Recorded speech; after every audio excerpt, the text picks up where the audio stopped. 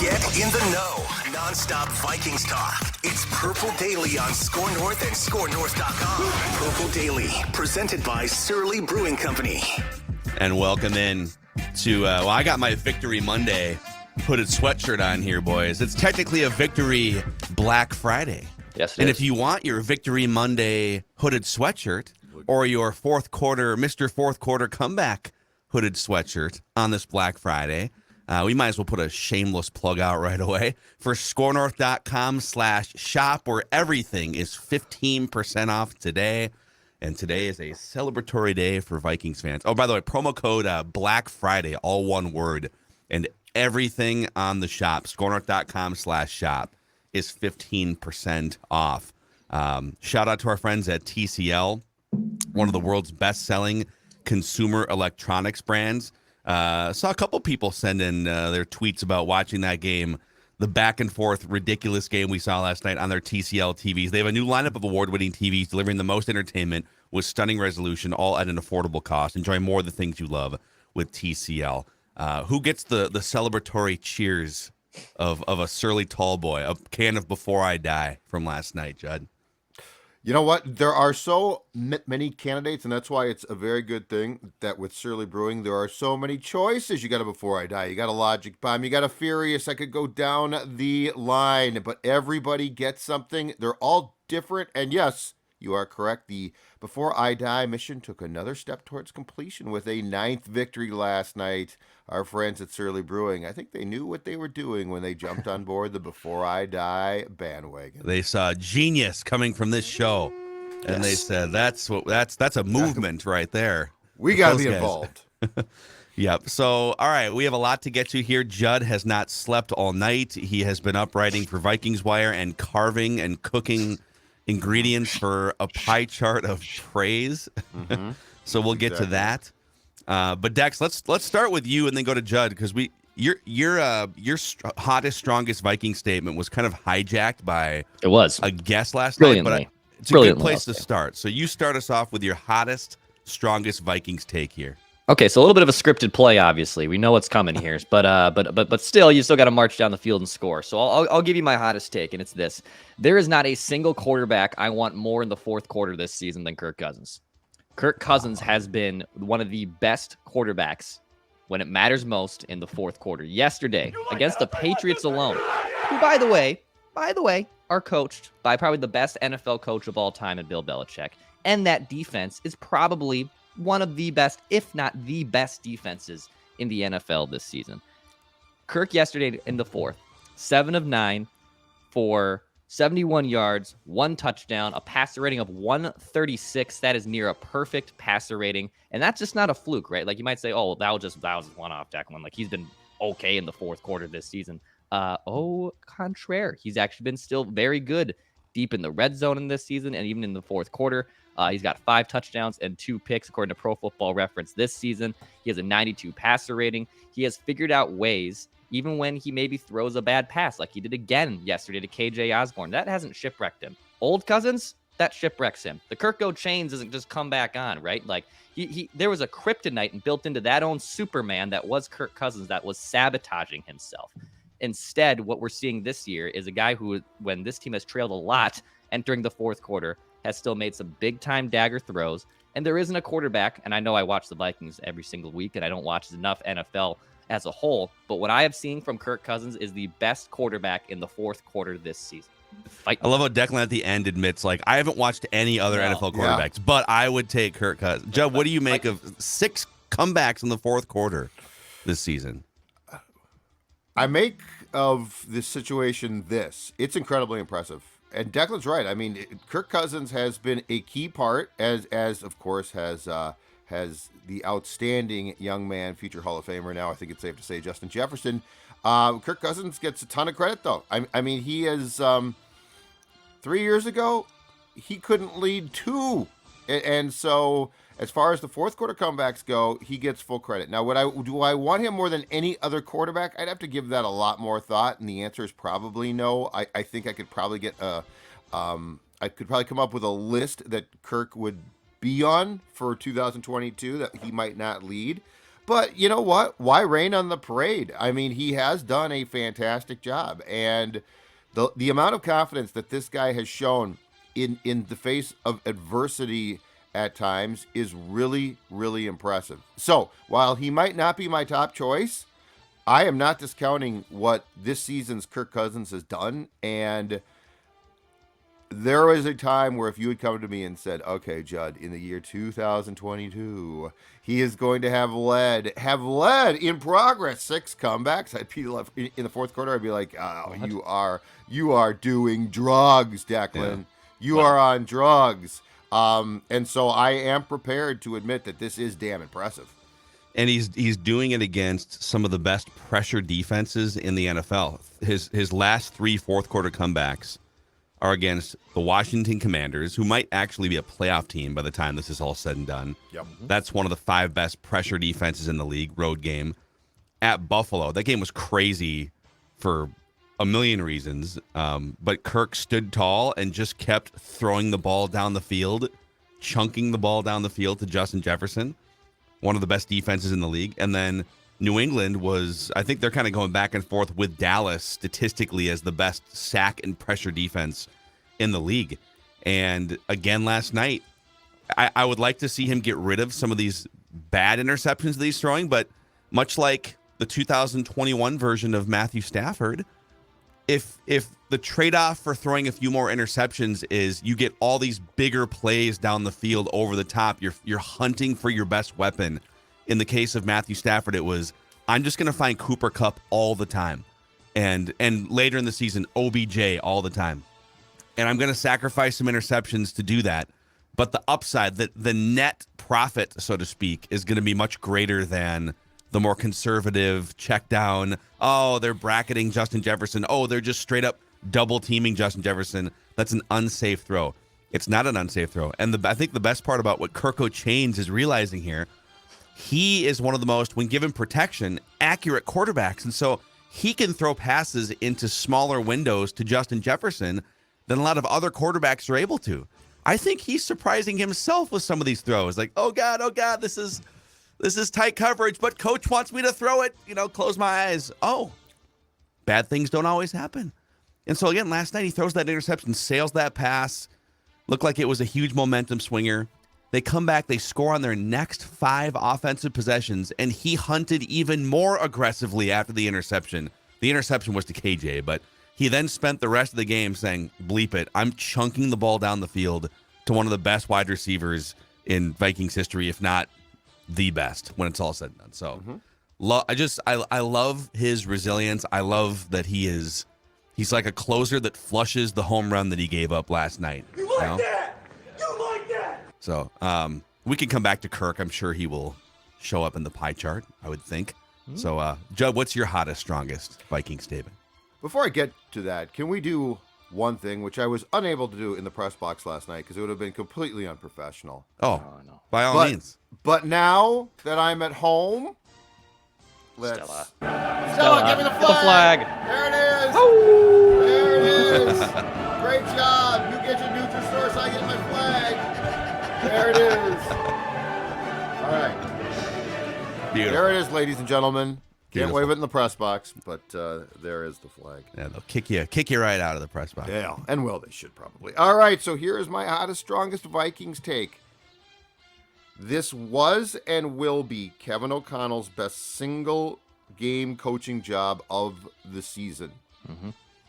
This was Kevin O'Connell, so they have 9 wins. They've banked 9 wins. They will win more games. There's no question about it. But this was his best coaching job of his rookie season, and this was a test, and he passed it with flying colors. We can debate the game, we could talk, and we will. We could pick apart the defense. There are certainly flaws. There have been all season. Flaws are nothing new. In fact, in this league, there are flaws constantly. But 4 days after getting your asses kicked, they got their lunch handed to them by Dallas. 37-point loss, which with almost any team is going to raise doubts publicly and internally. You got beat by 37 points at home. Yeah. Dallas is good. They ain't that good. And 4 days after that, Bill Belichick and the Patriots come calling. National TV game. questions about your quarterback in prime time, questions now about are you flat out frauds? You might be a playoff team, but we think you're frauds. And there were a lot of people prepared to say, you know what, Patriots beat them too. You see, they're complete frauds. And Kevin O'Connell not only came up with a game plan, which, by the way, had the game plan against Dallas, I think we can all agree, was very flawed, almost surprisingly, and the adjustments were surprisingly few. But they came out yesterday, quick-hitting passing game to try and get away from the pressure. You were down to your fourth-string right cornerback and a left tackle who was a massive step down, and yet you schemed also against Belichick. So Kevin O'Connell, flat out, just from a coaching standpoint, forget the mental stuff, out-coached Bill Belichick. Wow.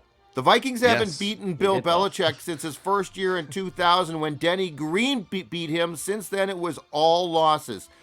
This is Kevin O'Connell's best coaching job, and this is another notch for him about the fact that this guy can just flat out coach, both from a preparation standpoint mentally and also game plan wise. This to me was incredibly impressive. Yeah, it actually, well, I might as well just unleash my statement here because then we can just have a Kevin O'Connell conversation. So I'm trying to flesh this out into like a top 10 list, and I just want to make sure my math is right here. I'm going to give you, so here's my statement. Here's my hottest Vikings take. I think Kevin O'Connell is one of the 5 best head coaches in the NFL right now. Not just off last night's game. I mean, if I had to rank the NFL coaches based on who do I want preparing for the next week to maximize my team, he is one of the 5 guys I would choose. And just kind of scribbling this together like in my own thoughts right now, the guys I would put, all right, who are the top 5 along with him? So KOC, give me Andy Reid. This isn't an all-time list, by the way, because Bill Belichick would be number 1. I'm saying if you have a game coming up in a week or a bye week, you have 2 weeks to prepare. Who do you want game planning right now? Andy Reid, Kevin O'Connell. I know that his team has gone off the rails because of injuries and stuff, but Sean McVay would be on my list. Mm-hmm. John Harbaugh and Mike Vrabel are the 5 that I have right now. Honorable mentions, Nick Sirianni's doing a hell of a job in Philadelphia. Pete Carroll is having a resurgence, just putting together a group of young defenders and stuff. Mike Tomlin's always going to be kind of on that list somewhere, and Bill Belichick, but that was such an unprepared team. The talk for the short week, right? And we were talking about this too, and I thought that the chess match would be won by Bill Belichick. Okay, I get 72 hours basically to prepare for a football game. Bill Belichick is going to have an edge. But his team was committing dumb penalties. Yep. There was a couple head-scratching play calls in there, too. Just making mistakes. So Mike McDaniel probably in this conversation. Maybe Brian Daboll with what he's done, but the shine has worn off there a bit. So give me Andy Reid, Sean McVay, John Harbaugh, Mike Vrabel, Kevin O'Connell right now as my 5 coaches I would want preparing for a game 6 days from now. I think last night put him on that list because I had a lot of questions about that. You got beat by 37 points. Your game plan was suspect. Short weeks are tough. They basically didn't practice. They, I think, essentially did 2 or 3 walkthroughs. And so I'm a lot more inclined to come to your side of the fence off of what we saw last night being a huge step there. Because when you have your team prepared to play and to come back from a loss that, I mean, there are some teams in this league now that defeat would have seriously shaken them and set them back. And I don't know that they come back 4 days after and win. Mm-hmm. So I'm buying what you're selling.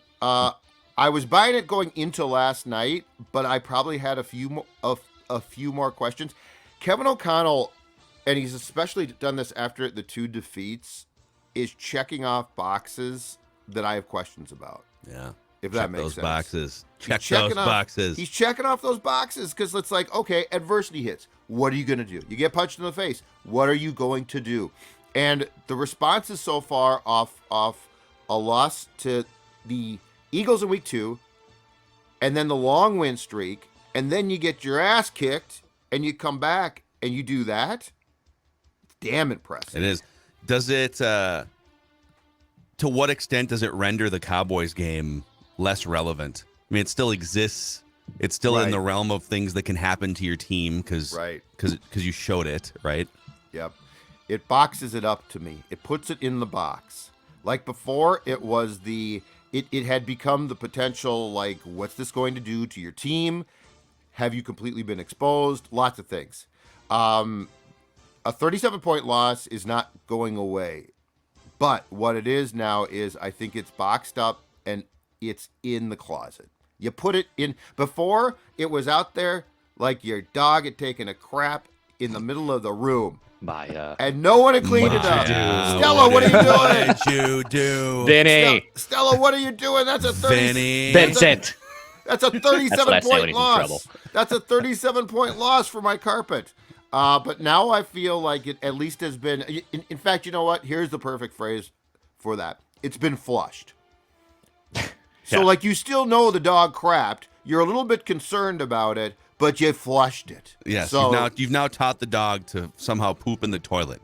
I have seen TikTok videos where some dogs are trained to do that. Very weird. Stella would flip me off immediately. But anyway, and the bowl is probably too the radius is probably too wide for Stella. Yeah, I don't know how she would. It's a whole legs. it's a whole engineering thing. Be doing that. Plus, she wants to go outside. I will say too about O'Connell. I'm a huge and Kirk still I think does struggle with this a little bit, but I'm a big time. Here comes here comes a little backhanded Zolgad Jr. over here with a little compliment. Nice work. I'm a big body language guy, and Kevin O'Connell, when you watch him on the sidelines, always just has great body language. He looks engaged. He is high-fiving people when things are going right. When Kirk Cousins is maybe making a throw or misthrow, he goes over and has a conversation with them right away. There's no ignoring it. There's no hands on the shoulders, and now I'm all frustrated because that play didn't go my way. He is locked in and loaded, and I love that. I'm a humongous body language dude, and that dude just always is looking like he's engaged and locked in, and that's what I love to see about him too. Yeah, he is. He's not like fake positive guy. I think he's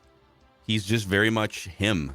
And his personality seems to, and who knows, everyone's got a shelf life of some kind, but he seems to have the full attention of the locker room, and he seems to have a great idea for how to prep for games, and then he'll get into guys during games as he needs to. So it's KOC.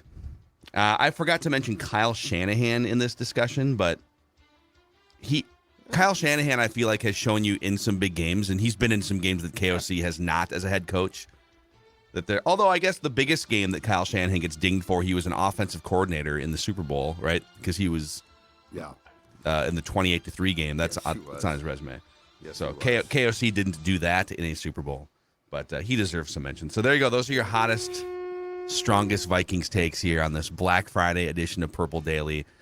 Chef Judd, before you get into the carving of the pie here, you are an inspiration to everyone who tries to balance during the holiday season. Oh, I want to eat fun foods, but I also want to not, gorge myself too much. There's a balance there, and Livia, I would assume, is sort of helping you with that balance. They absolutely have, and to the tune of a loss of 40 pounds. And then the best part is they also help you keep the weight off, because that's the most important thing. We've all lost weight before, and guess what? At least in my case, I've gained it all back. So what you want here is, and you know what? Thanksgiving was fun. That's awesome. But let's just say on Monday you decide it's time to turn the page. You look in the mirror and you're like, self, it is time to turn the page. What I want to tell you right now is don't wait, because right now you can save 50% off. It's their best offer of the year. 50% off a program that, again, is going to help you drop the weight pretty easily, being truthful about this. And then it's going to help you keep the weight off. 855, go LIVEA, Livia.com. LIVEA, Livia.com. Guys, if you're at the point now where you're like, you know what, I don't want to keep gaining weight, and by spring I'd like my clothes to fit, Livia.com is your first step towards making that a reality. There's nothing better than, getting into your favorite Thanksgiving food spread and then sitting down for like 10 hours of football. Oh. The only thing that can make it better is Prize Picks, the easy way to play daily fantasy. And now you got games over the weekend here, but you pick between 2 and 5 players and an over-under on their projections. You can win up to 10 times on any entry. And Prize Picks offers NFL, of course, but also NBA, mixed martial arts, PGA, every sport you can think of. You can run multi-sport entries, for instance. Use the promo code NORTH on the Prize Picks app or prizepicks.com. That's promo code NORTH. And Prize Picks will match your first deposit up to $100. And when you use the promo code NORTH, you're helping us because you're telling them, hey, I heard about you guys through my friends at Purple Daily or Score North. Prize Picks, daily fantasy, made easy. Okay.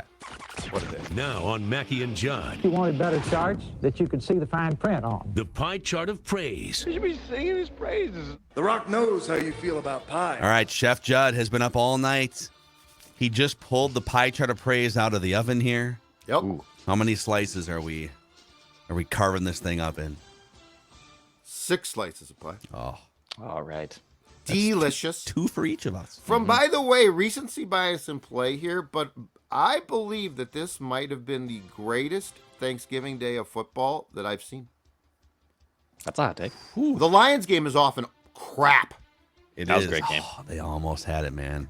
You know, if Dan Campbell, much like Kirk Cousins, subs in for Kirk Cousins, if you could have like a brainiac time management coach sub in for Dan Campbell at the 2-minute warning, or maybe the 4-minute mark. All right, hey, great job. You got everyone fired up for the game here. It's close. Okay, we're going to just kind of, you're going to still get to cheer. You're just going to take the headset off, and then someone that actually knows what they're doing with game management is going to take over.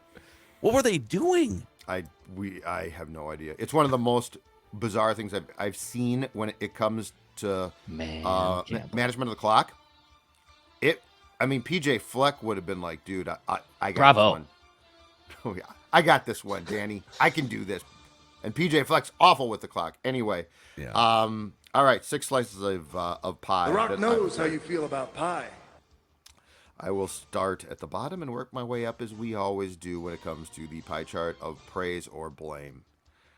2% of the pie chart, just a small sliver, little bite. just a small bite, but it has to go to this. Before we get into the real positives, 2% has to go to thank you, New England Patriots, for your stupidity. You were how Bill Belichick, I would not believe that Bill Belichick was coaching you unless I had the roster in front of me that said New England coach Bill Belichick. You took stupid penalties. Just incredibly stupid. And those were penalties. That's not luck. You were idiots. You did so many things that helped to cost you that game. You probably deserve more than 2%, but it's what I'm giving you. 2% Patriots. You were great Thanksgiving guests. You got drunk and left everything here, and then you went home. Well, they only committed 6 penalties, but I felt like all 6 were in these huge spots, or like the Vikings are about to be in a 3rd and 20 or something, and then somebody will do something dumb or grab a face mask. So yeah, can I also? I don't know if you have this. Do you have the Hunter Henry thing in here? No. That was another thing that it doesn't fall into your like stupidity category, but I'm still struggling to understand the Patriots' angst over the Hunter Henry call. Okay, so he's falling over. Yeah.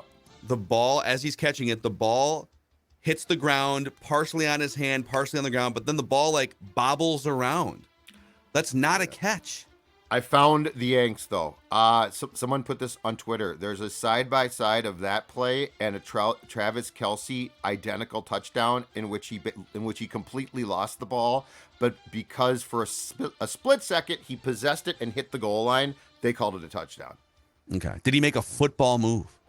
He did exactly what Hunter Henry did. He made this move. He fell, spiked the ball with his hand like this off the ground, but the ball is on the goal line, and they said touchdown. I think that's the angst. All right, that's fine. The league has they're making things up. That's my problem. There's no uniformity to anything. There's like 5% of catches. They've successfully defined 95 or 99% of catches, but the extra 1 or 3 or 5%, they're like, who knows? Whatever. Just make a judgment call. Who cares? We don't know. The Rock knows how you feel about pie. Another small slice of pie. A small slice of pie for a very important play. And it comes from the punter. And it's not a play on which I care about his punt. Ryan Wright, you get a 3% slice of pie because with the score tied at 26 and the Vikings having flamed out on a possession, and the game, again, it was tied, second half, very much in doubt, took one of the great dives. Sort of I would liken it to a Dino Ciccarelli North Stars dive because it was old school when hockey guys used to just dive constantly. And, of course, at that time, there was no penalty for it. So the embellishment didn't exist. This was embellishment, but it was done brilliantly.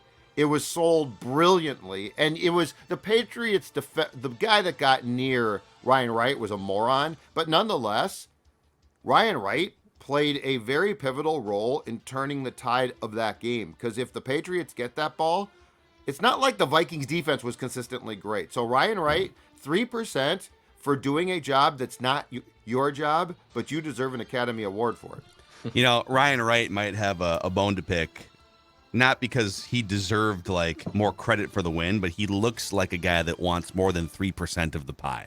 All right. He's going to probably ask for, can I just get 7%? I'm a big boy. All right. Yes. I'm not going to get by with just 3%. You know what? He gets a 3% slice of pie and a 12 or a Surly Furious.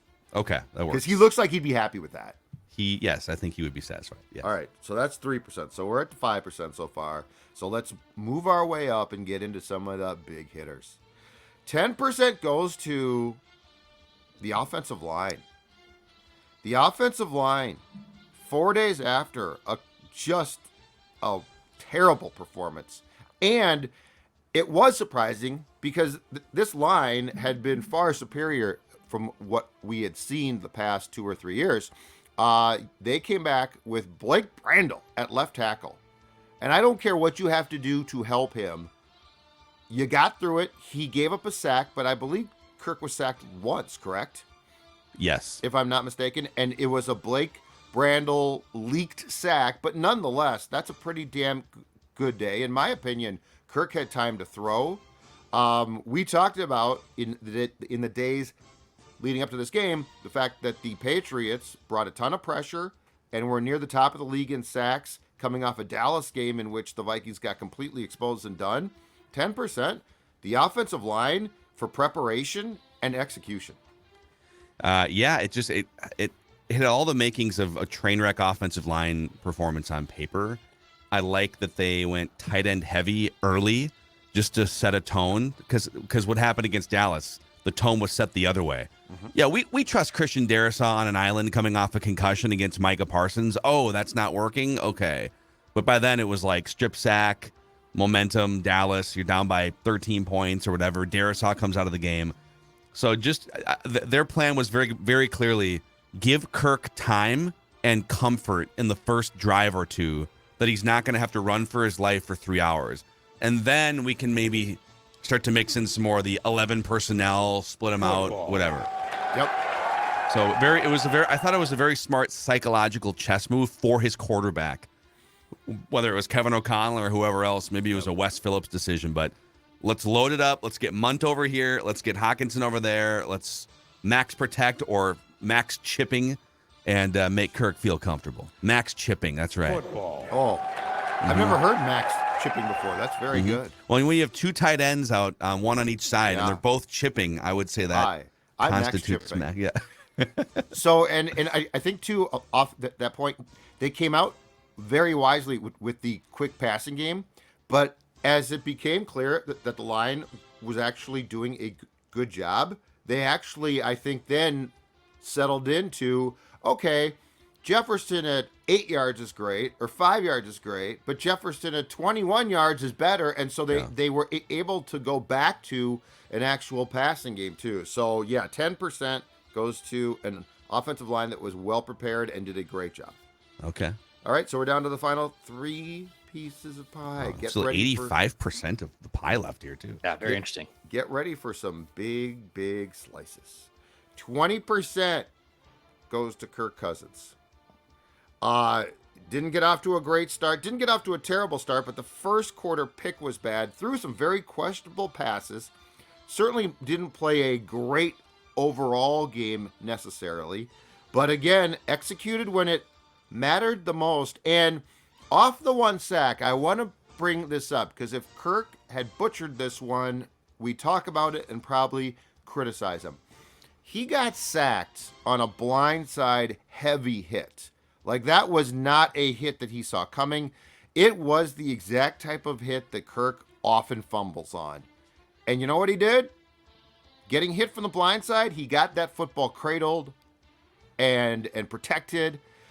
Kirk did. That's a very subtle thing, but it's absolutely huge. I mean, that was a game-turning type of play if he fumbles. He didn't.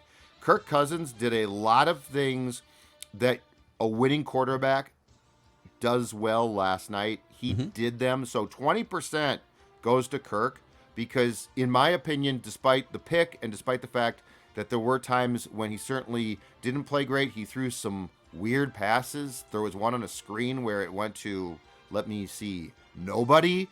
He also did a lot of good things. And as we talked about before, 6 fourth quarter comebacks, you cannot dismiss that. Yeah.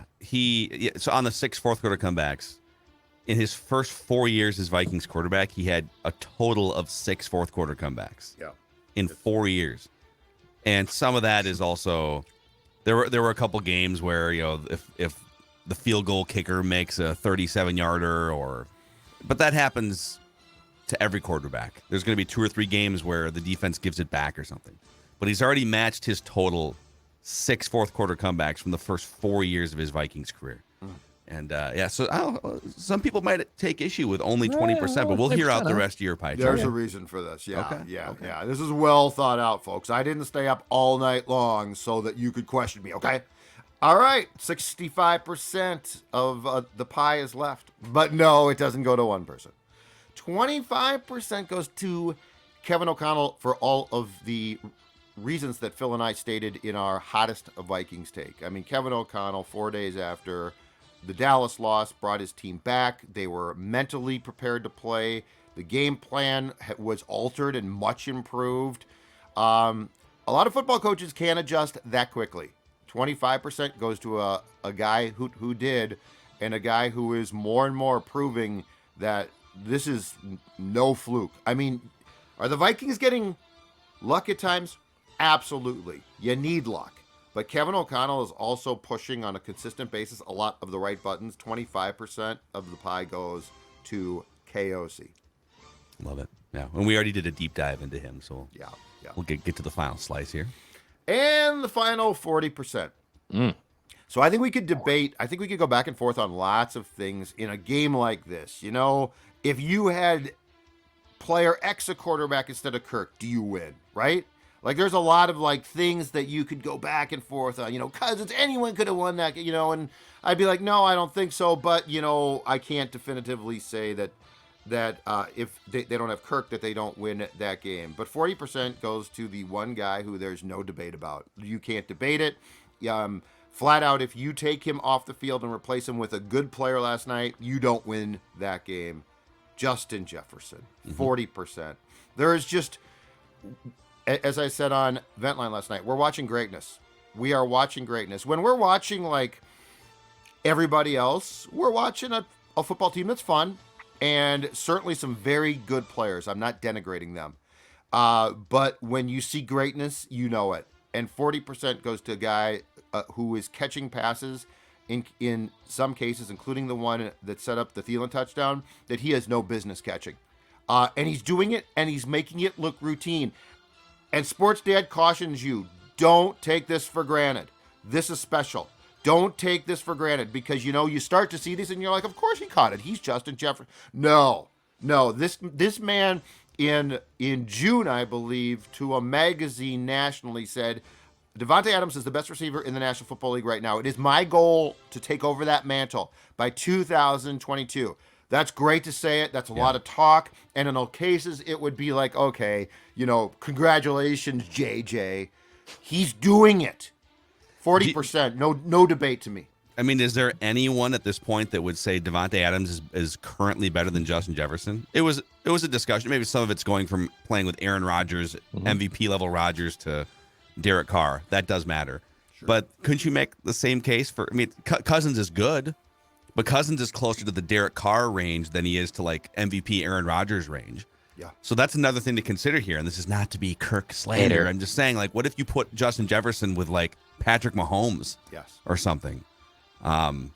It's just an incredible season so far. And then I remember back to some of those dark seasons where, you know, like 10 years ago, where the Vikings wide receivers, this is obviously post Moss, and you had Percy Harvin for a couple years, but your number one wide receiver was like Greg Jennings or Jerome Simpson.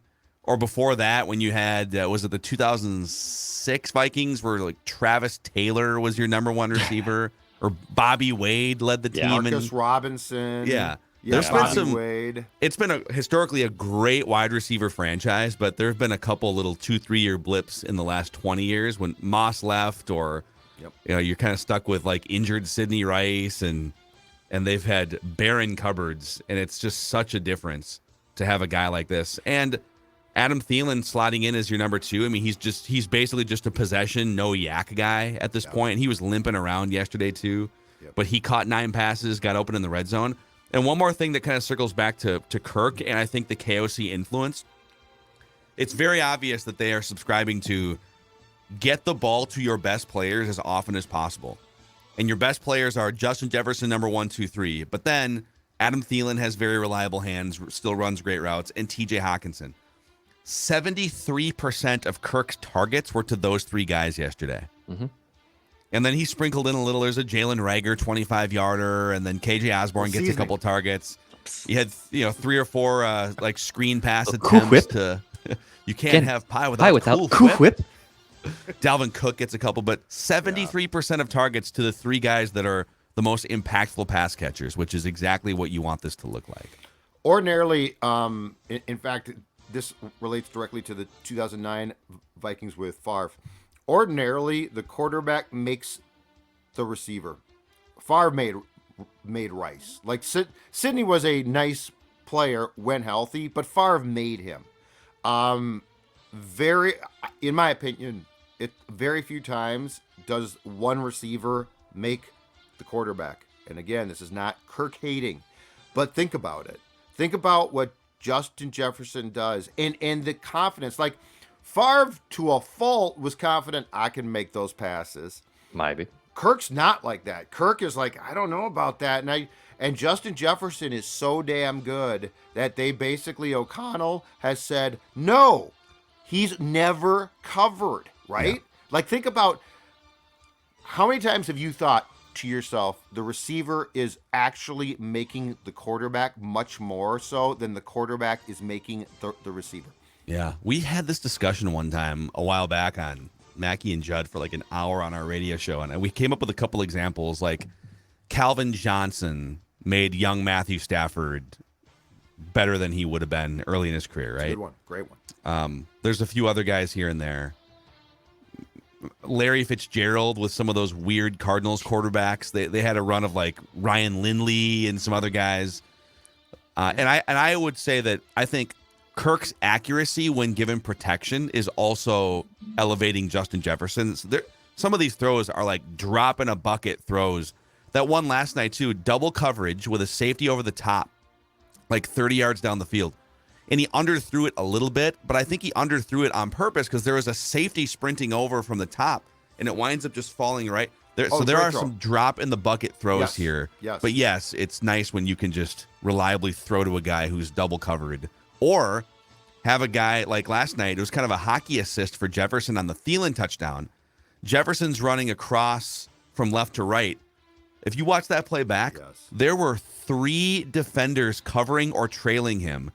And Thielen just breaks wide open in the back toward the back right pylon, throws his hand up. And so then it was just Justin Jefferson's existence on the field running a route that opened up something for another player. On KJ Osborne's touchdown catch at the bank against the Bears, same thing, right? Didn't 2 or 3 Bears just all peel off and go with with Jefferson? And like KJ is streaking across the middle of the field, wide open. So yeah, the thing with Kirk is Kirk gets a lot of credit, but Kirk never in his Vikings career until now, and it's partially because of his coach as well, but he has never before trusted himself consistently to make the throws that we've all said he can make. But now, especially under pressure, coming back in the fourth quarter, he's making them to Jefferson way more consistently too. That's my thing. He's never made these throws as a Viking consistently because I think that there was, and probably rightfully so at times, some doubt about the intended targets. With Jefferson, there's no doubt. No doubt. The Rock knows how you feel about pie. So there's Judd's pie chart. 40% Justin Jefferson, 25% KOC, 20% Kirk Cousins, 10% offensive line, 3% to Ryan Wright, and 2% to the Patriots' stupidity. Thank you. If you guys agree or disagree, let us know in the YouTube comment section, the Purple Daily YouTube channel. Click subscribe and the like button on this episode to help spread the word about this Vikings community that you guys are helping us build. We just want the Vikings to win a Super Bowl before we die. And starting 9-2 and pulling out wins in the fourth quarter is a good recipe to go down that path. Let's do real quick. Let's do what are we doing, guy? Because I know that you guys are going to bring this guy up anyways in nitpicks, so I'm going to cut you off at the pass. So the Vikings have the most accurate field goal kicker under 50 yards in Greg Joseph. That's great. But he is the worst kicker on 50-plus yard field goals and on extra points. He missed his, what was it, his fifth extra point last night? Fifth, yeah. So quite simply, Greg Joseph, what are you doing, guy? You're ruining games here. The game flows would be much different in some of these cases if they had a 4-point lead instead of a 3-point lead and whatnot. So I guess we'll start with Declan, who has been adamant that the Vikings do not have a kicking problem. What is your commentary this morning? Yeah, I mean, make your GD extra points is just the baseline, right? Like if he's not going to make the 50 yarders, even though you're going to have to probably kick one of those in a big time moment. I get that. Yes, between 0 and 49 yards for other field goals, he's been money, G money, as Matt Daniels calls him. But you know, the way they're missing these kicks, it also still forces them to be aggressive. The same thing happened again. If he would have made that extra point, they would have been up by one. No. They would have been looking at it a different way. That's ridiculous. You're not gonna find. Okay, people. Why are you dying on where this is hill the right kicker? Where is the kicker you're gonna find? Where is the kicker? Oh, just go find him. I would make the case. The thing I'm more worried about is not Greg Joseph missing extra points. I'm more worried about Ed Donachel's defense giving up 400 yards to one of the worst quarterbacks in the NFL. The kicking is what it is at this point. You're not going to find someone off the street. You know what you are? You are the guy building the high rise and ignoring the fire codes. This place never going to catch on fire. Yeah, just leave that. You know what? Insurance is for. Just because the exit door on the 78th floor doesn't work, what are we not going to open for business? Insurance. And you know what? Almost every day of the week you're right, but the one day you're wrong, it's a catastrophe. This team is tempting fate. We all know it. Well, if you're looking for a guiding hand for your business, if you feel like there's trouble on the horizon, or you need help navigating choppy waters, or you just want to maximize the success of your business, Federated has been around for over 100 years doing just that, being a great guiding hand, a great offensive line for your business. You can find out more at federatedinsurance.com. They're one of us, so to speak, based in Owatonna, Minnesota. They also help businesses outside the state of Minnesota. Federatedinsurance.com, where it's our business to protect yours. Okay, to your general question here, like who would they find that could be better? I would argue that there are guys on couches that can be accurate under 50 yards and make a higher percentage of extra points. Dan Bailey is probably one of them. Like there's guys out there that, just to put this into context, Greg Joseph, no other kicker has missed more than 3 extra points. Only 2 other kickers have missed 3 extra points. Cairo Santos with the Bears and Jason Sanders with the Dolphins. Joseph has missed 5, and it's become a chronic problem now. It's like 1 a week, it seems like. And on the 50-yard field goals, the league average remains around 70%. He's 1 of 6. So it's like the bar is not, you need a guy that can bomb 56-yard field goals at a consistent rate. The bar is, can someone just make an extra point on a regular basis? So No, I don't think there's a bunch of Pro Bowl kickers sitting around. But if this continues, and I don't know, like it has continued. It's been 11 weeks. I don't know what else. I mean, he kind of is what he is at this point. So you can either go with Declan's theory, which is there's other problems, whatever, there's other problems. Or you can trust Sports Dad and say this is a catastrophe waiting to happen in the divisional round of the playoffs. And the franchise has seen the writing on the wall before. So at the very least, shouldn't you work out kickers in your 10-day? You have 3 extra days to bring some guys in after Thanksgiving. Yeah, I'm very worried about this. Are you just dying on this hill because you don't want to move off your take from a month ago? I don't need to move off it yet. I don't need to move off the take yet. But your take is the Vikings don't have a kicking problem. They don't have a kicking problem. They're then no team in the NFL has a kicking problem. They have a kicking problem. People So miss you're saying that no team in the NFL has a kicking problem. Teams miss extra points. It's happening more and more and more. It's not crippling them. They're 9-2. If they were 4-5, if they were losing games by 1 point, they're not. It's not a problem. But they're going to lose a tight game when you have to have a 50-plus yard field goal or all your PATs in the playoffs. That's the thing. It's not the regular season. It's the cautionary tale. You're being warned. Your car has been recalled, and it probably won't blow up. But you know what? You're ignoring the recall. Ground, Greg baby. Joseph has a recall on him. I'm just trying to dig to the core of this. What is your loyalty to Greg Joseph, I guess? It's not. If it was Ryan Longwell and he has a 10-year track record and he's having a bad year, I would say, yeah, he has 10 years of being this great kicker. Let's let him iron out a bad 10-week stretch. What is your loyalty to Greg Joseph? I mean, I don't have a loyalty much to Greg Joseph, and to be honest, I loathe kickers. Like I want blitz football. I want to click X and I get the extra point. All right, the Vikings would like that too. They would love that, right? I would love that to happen, but they're 9-2, and I'm not looking at a kicking problem as it's hurting the Vikings yet. But they're not 9-2 because of Greg Joseph. They're 9-2 despite Greg Joseph. Their offense and Kirk Cousins has been awesome. The kicker has not costed them games yet. It hasn't happened. It hasn't happened. Sports Dad is just. There are 2 losses where they got their asses kicked against. Oh man, have you watched this franchise? When they got their asses kicked by the Cowboys, I can't believe Greg Joseph wasn't just. Have you watched this franchise though? Like your check engine light has been on for a month. God is sending you a sign and you're ignoring it. I'm fine. We'll see. We'll see what happens. It's gonna bite him square in the ass at some point in time.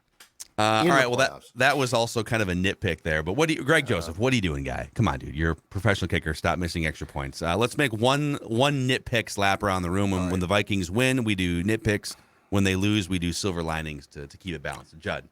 All right. So I saw Dex tweeted this last night, and we haven't talked about it much, but I referenced one particular play involving it.